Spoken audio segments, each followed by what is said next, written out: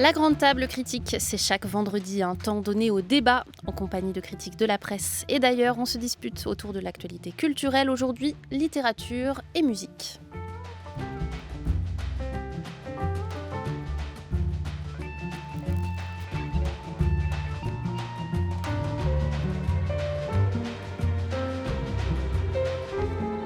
France Culture, la Grande Table Critique, Lucille Como.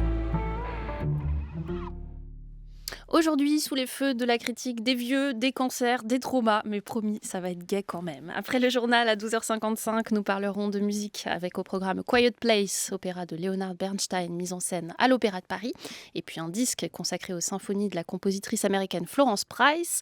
Mais pour l'heure, je suis avec Johan Farber, professeur et rédacteur en chef de Diacritique, et Marie Sorbier, productrice sur notre antenne d'Affaires en cours, tous les jours à 19h20. Nous parlons de l'actualité littéraire avec 2 livres à notre programme. Dans un instant, Final Fantasy de François Cusset. Mais tout de suite, d'Anne Boyer, Celle qui ne meurt pas, paru chez Grasset. Contrairement à ce que laisse penser son nom, comme je le prononce, Anne Boyer est une poétesse et écrivaine américaine, née en 1973 dans le Kansas. Depuis plusieurs années, elle poursuit un travail qui, à partir de sa propre expérience, un cancer du sein, articule une pensée de la classe sociale et du soin médical. Celle qui ne meurt pas a reçu le prix Pulitzer en 2020 et nous arrive traduit par Céline Leroy. On écoute un extrait lu par Oriane Delacroix.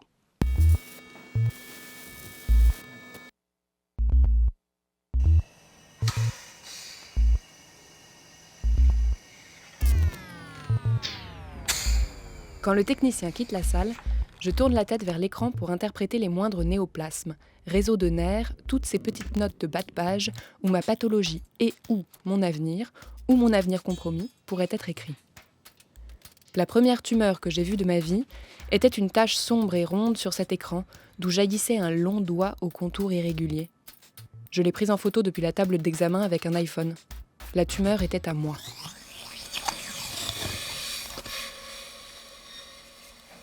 J'ai appris que j'étais malade sur la ligne de crête entre clinique et sensation. J'avais les mêmes débardeurs verts, shorts en jean et sandales que je portais tous les étés.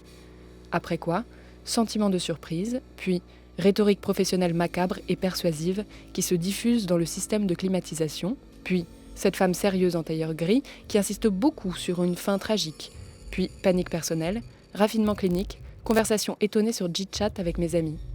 Un enquêteur entre dans ma vie affublé du costume de toute une institution sociale, explique qu'il ouvre une enquête sur les sensations qu'une personne, moi, n'a pas encore éprouvées, mais qu'elle éprouvera.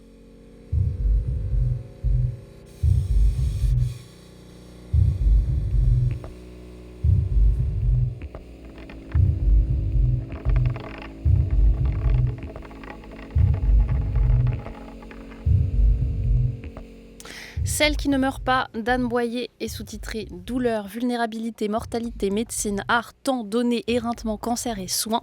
C'est une forme hybride entre l'essai sur le cancer, la tribune sur le système de soins américain, le récit de soi et la poésie. La narratrice y décrit sa découverte de la maladie alors qu'elle a 40 ans, qu'elle est professeure et écrivain, célibataire avec une fille adolescente. Elle parle des autres femmes qui ont des cancers, d'autres artistes comme elle ou des anonymes sur des forums spécialisés. C'est un livre pas facile et déroutant. Marie Sorbier.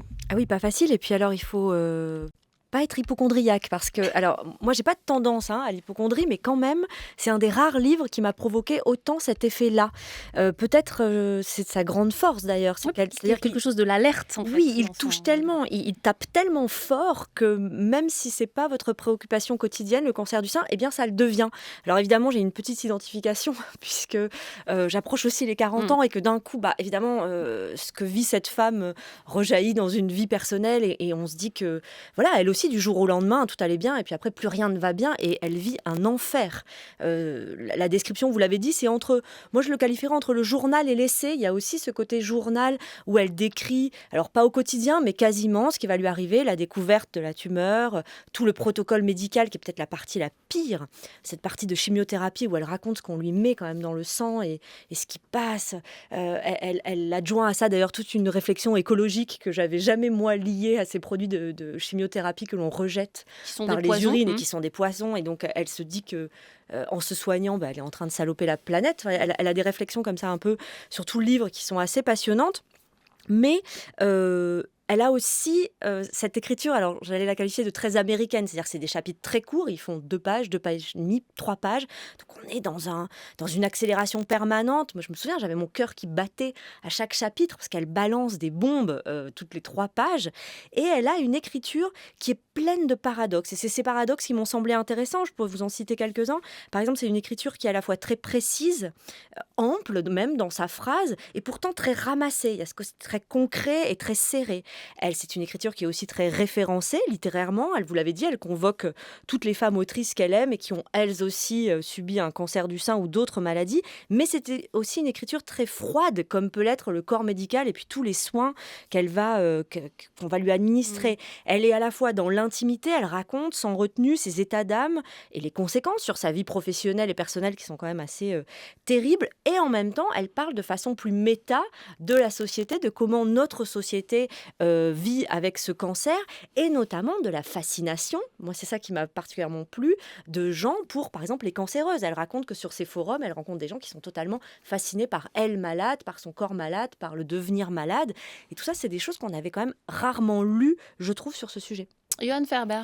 Oui, je trouve qu'effectivement, la manière d'aborder la maladie est une manière ici vraiment aussi originale que puissante, puisque on s'attend à un récit biographique, à une autobiographie, et d'emblée, dès le prologue, en fait, on a plutôt un spectre bibliographique qui est balayé, avec justement plutôt une histoire culturelle du cancer du sein, et avec cette phrase qui, moi, m'a profondément secoué, c'est-à-dire le cancer du sein secoue le corps, chamboule le corps, mais aussi provoque une question de forme, c'est-à-dire que tout est sans dessus-dessous, et elle pose tout de suite le cancer comme un problème de récit aussi pour elle. C'est-à-dire comment rendre cette expérience. Est-ce qu'il faut la rendre de manière existentielle, à la première personne, et de la même manière, quelle approche serait la plus juste pour rendre compte de ce qu'elle appelle aussi l'escroquerie du cancer du sein, puisque moi j'ai découvert toute cette industrie qui escroque les femmes sur le cancer du sein, et elle Aux pose... États-Unis en particulier, là, il y a quelque chose qui s'amplifie aussi dans le contexte américain. Ouais. Exactement, et moi je ne connais pas du tout cet univers, donc c'est aussi un côté informatif qui est absolument passionnant. Et en fait, la question qu'elle pose, c'est que le récit du cancer du sein est un récit idéologique et politique, et qu'il faut s'attaquer à ce socle idéologique. Et j'ai été très étonné par la manière dont elle le dit très clairement. Elle le dit, mon cancer ne sera pas une aubaine littéraire. Je voudrais être Marguerite Duras, mais je ne peux pas, parce qu'en fait, je ne peux pas parler d'autre chose que de ce cancer, mais je ne veux pas, en le racontant, elle le dit, participer à la propagande du monde tel qu'il est. C'est-à-dire, elle va déconstruire, défaire ce récit néolibéral du cancer, et j'ai trouvé que dans cette déconstruction, elle était absolument, franchement, magistrale. Mais alors, j'essaye de trouver des défauts au livre que j'aime par ailleurs beaucoup, mais qui me semblent assez réels, qui seraient dans une manière très américaine d'écrire. Donc il y a peut-être aussi une sorte de contraste là, presque anthropologique dans notre lecture d'Européens, mais d'un essai qui se montre beaucoup en train d'être écrit, qui est plein d'intentions, ce que vous venez de décrire et d'être résumé très justement, Johan, mais qui ne rentre pas vraiment dans la chair et notamment de la question politique. C'est-à-dire qu'elle ne cesse de dire qu'il faut en faire une question politique, donc collective, et sortir par exemple d'un récit qui serait celui du développement personnel ou du soin à la développement personnel. Et en l'occurrence, je reste sur ma faim de ce point de vue. Je trouve que ça dit beaucoup de choses et ça ne fait pas grand-chose, en fait, peut-être. Marie Sorbier. Moi, je trouve que ce qu'elle dit particulièrement, et c'est là où ça fait effet, c'est qu'elle clame aussi l'impuissance de la littérature et l'impuissance des mots à dire la douleur. Il y a tout un chapitre là-dessus qui est assez marquant, où elle dit en fait on ne sait pas créer les mots qui sont capables de dire. Alors en effet il y a une impuissance, il y a une incapacité, donc elle ne dit pas, mais elle dit qu'on ne peut pas dire. Et ça c'est quand même assez intéressant qu'une femme qui écrit, qui est professeure de littérature par ailleurs, choisisse le moyen littéraire pour dire que justement le moyen littéraire n'est pas à la hauteur de ce qu'elle est en train de vivre. Et c'est ça qui est à mon avis politique, c'est-à-dire qu'elle est en train de dire que notre langage est pauvre et qu'il sait refuser, le dictionnaire n'a pas les mots adéquats pour décrire ce qu'une femme vit quand elle vit un cancer du sein. Johan Ferber. Moi, effectivement, j'ai été frappé par ce côté américain que vous soulignez à juste titre, mais j'ai été aussi très frappé de voir que le livre était habité par une culture européenne.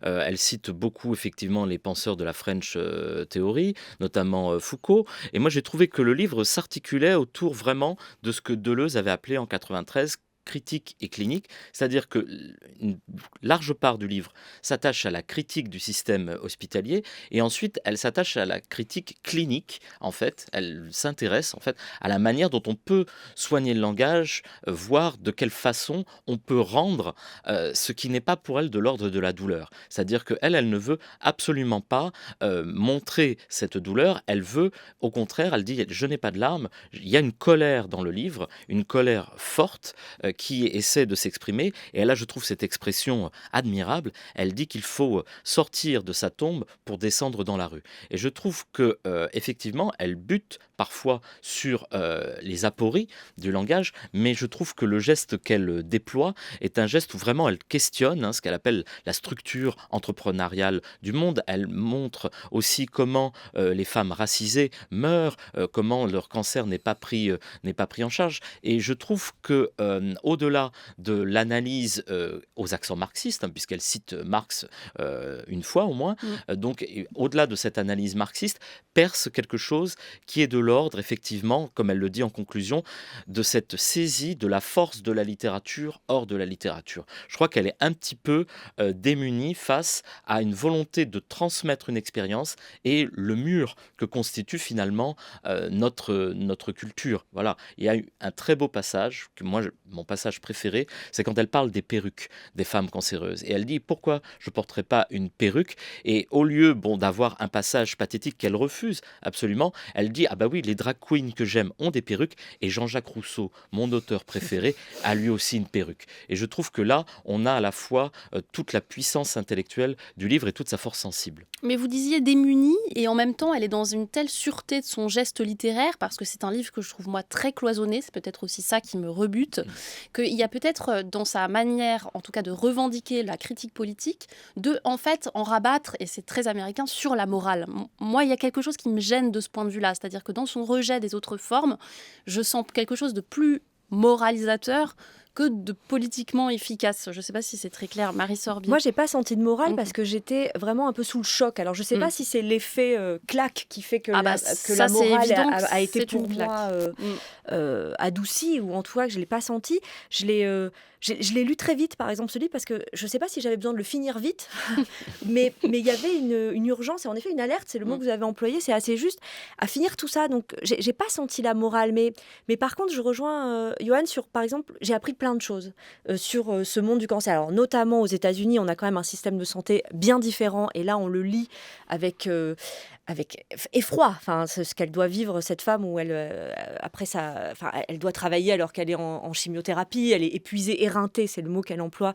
Et voilà, et si elle veut pas perdre son travail, elle doit y aller. Bon, il y a tout ce système-là, mais il y a aussi un chapitre sur l'Octobre rose, le mois, et le ruban rose, pardon, qui est ce symbole qui a été en fait récupéré par une société bien pensante, par des marques, et elle explique tout le déroulement, comme quoi c'est venu d'une femme au départ qui a essayé de sensibiliser les autres femmes sur le cancer du sein, et elle s'est fait complètement récupérer le truc par des marques, et c'est devenu un objet commercial. Et elle essaie quand même de décortiquer tous ces effets-là. Et je pense que la politique se cache dans ces chapitres où elle essaie d'expliquer comment les mouvements ont été récupérés par d'autres.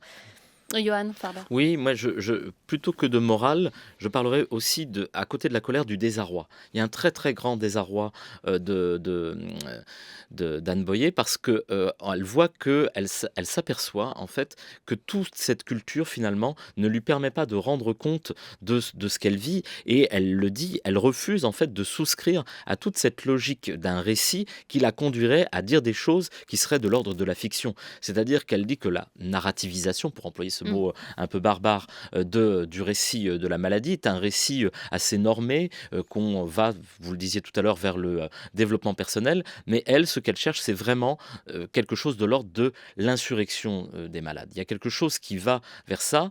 On n'y est pas encore dans le livre, mais on sent que pointe quelque chose qui va vers ce soulèvement. Et ce soulèvement, c'est un soulèvement qui est, je trouve, admirablement rendu dans une conjugaison de formes. Et notamment, il y a quelques poèmes, on voit quelques poèmes, et ces poèmes surgissent toujours au moment du désarroi, quand elle ne sait plus quoi faire. Et moi, je trouve que ce mélange de colère, de désarroi et de sensibilité, elle le dit, je suis une espèce de troisième terme. Elle a un troisième terme entre trop concret est trop abstrait. C'est-à-dire qu'elle a peur d'être trop abstraite, d'entrer dans des dissertations philosophiques sur le cancer du sein, ou alors d'être trop concrète dans le rendu clinique de ce qu'elle endure. Et cette hésitation perpétuelle entre les deux donne au livre, je trouve, plus que sa certitude, son hésitation. En fait, il y a une hésitation, je trouve, dans le livre qui le rend, moi, j'ai trouvé franchement admirable. Puis qui en fait une forme vraiment littéraire. Hein. C'est Oui, pour ça qu'aussi oui, on l'a oui. mis au sommaire, parce que pour le coup, ça n'est pas un essai. C'est prix Pulitzer de la non-fiction, comme disent les Américains, mais il y a quelque chose là de très Oui. américain dans cette manière de se ficher absolument des catégories. Marie Sorbier, en dernier mot. Oui, je trouve que dans ce que vous disiez, Juliane, il y a aussi le rapport à ses pairs qui est très beau. Elle cite notamment au début Susan Sontag dans ce livre sur les métaphores de la maladie, qui est un essai aussi assez magistral. Et toutes ces femmes qu'elle convoque, et toute la pensée de ces femmes qu'elle convoque, et que ce soit aussi des anonymes, en effet, elle va prendre des femmes sur les forums qui s'expriment. Il y a tout un passage comme ça sur cette communauté qui se crée autour de la maladie. Je trouvais que le recours au père était pas juste là pour faire référence, il était là vraiment pour s'appuyer. Elle s'appuie sur elle comme des béquilles salvatrices, et ça, c'est très beau. Celle qui ne meurt pas de Anne Boyer, apparue chez Grasset, dans une traduction, je le redis, de Céline Leroy. C'est un sacré travail de traduction, j'imagine, vu la langue. France Culture, la grande table critique, Lucille Como.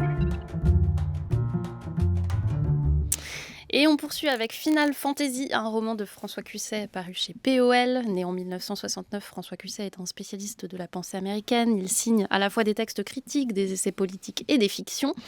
Le narrateur de Final Fantasy est un vieil homme qui tente de décrire dans un récit circonvolu un quotidien organisé avec 3 autres vieux comme lui dans un appartement dans le 12e arrondissement parisien. Anciens intellos, anciens militants, anciens amoureux, à moins qu'ils ne le soient encore, intellos, militants et amoureux. Il y a là l'occasion de parler des vieux, de leur vie dans un monde où rien n'est fait pour eux.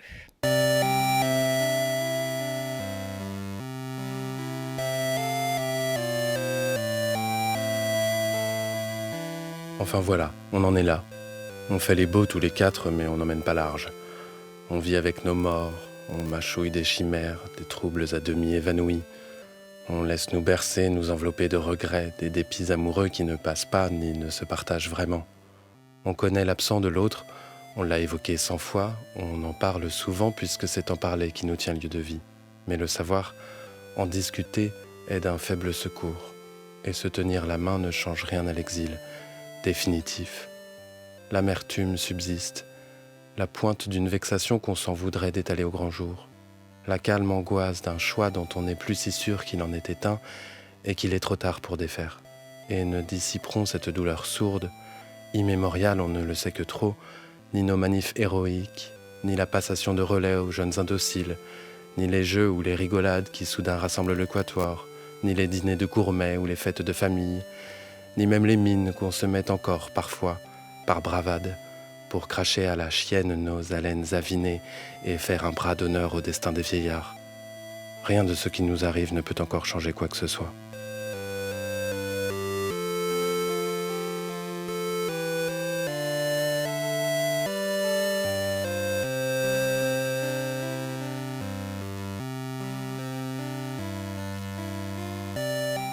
Ah, la Game Boy, c'était bien la Game Boy. Une lecture de Boris Pinault sur la musique du jeu vidéo Final Fantasy qui donne son nom au dernier roman de François Cusset. Johan Ferber, qu'est-ce que vous en avez pensé de ce roman ? Eh bien, écoutez, beaucoup de bien. J'ai vraiment été... D'abord, j'ai été assez curieux de voir comment François Cusset allait, après ses 2 premiers romans, À l'abri du déclin du monde et les heures et les heures, pardon, les jours et les jours, comment il allait pouvoir justement redynamiser les 2 tendances qui étaient les siennes dans son œuvre, à savoir une obsession pour le déclin du monde, et aussi une manière de se mettre à l'abri de ce déclin, c'est-à-dire de former des communautés pour lutter contre l'effondrement et le désastre. Et j'ai pas été surpris, en commençant la lecture de Final Fantasy, de voir qu'on trouvait une nouvelle expression à ce déclin du monde, c'est-à-dire l'expression de ce narrateur qui, avec 3 autres personnes, se réfugie dans un appartement au métro Reuilly Diderot, avec des colocataires qui, lorsqu'ils débutent leur colocation, ont à peu près 60 ans, et au moment où le récit a lieu, ils ont 80 ans. Et au début, j'ai été un petit peu déstabilisé parce que j'ai pas retrouvé la langue de François Cusset. J'ai trouvé que la langue était mécanique, qu'elle était usée, qu'on avait l'impression parfois d'être dans un numéro de C'est mon choix où on avait des témoignages sur des personnes âgées qui vivaient en colocation et comme le dit très bien le narrateur, une espèce d'utopie gentillette où plutôt que d'aller dans une maison de retraite, 4 personnes décidaient de vivre de manière autonome. Et puis il y avait des phrases sur le vieillissement, le délabrement. Et puis à la page 100, le livre se coupe en deux. Le livre se coupe en deux et le livre refuse totalement de souscrire à ce qu'il vient d'écrire et se plaint par un jeu de reflets en fait, de ce qu'il vient d'écrire, du caractère trop convenu. Hein, il le dit, hein, il a dit trop de trucs, trop de mots, trop de phrases. Hein, je crois que c'est son expression. Et il s'interroge presque de manière beckettienne sur la manière dont la vieillesse est une souffrance et ce petit guide du voyage au pays des vieux, comme il l'appelle, devient d'un seul coup une sorte de petit guide de voyage au pays de l'écriture et du vieillissement de l'écriture. Il y avait eu il y a quelques années un très bel essai de Marie-Odile André sur le vieillissement de l'écriture. On en retrouve ici à peu près toutes les résonances et là le livre se coupe en deux parce que on voit un personnage qui refuse de faire son testament et qui veut se remettre un pied dans la vie. Et moi j'ai trouvé que cette dynamique, cet espoir faisait de ce livre vraiment un objet littéraire très très étonnant. Et drôle. Et Moi, très j'ai trouvé drôle. extrêmement drôle. Marie Sorbier. Moi, c'est un livre qui m'a beaucoup plu. J'ai beaucoup ri aussi. Et puis, je trouve le sujet assez génial. Cette colloque de vieux, moi, j'ai trouvé ça formidable.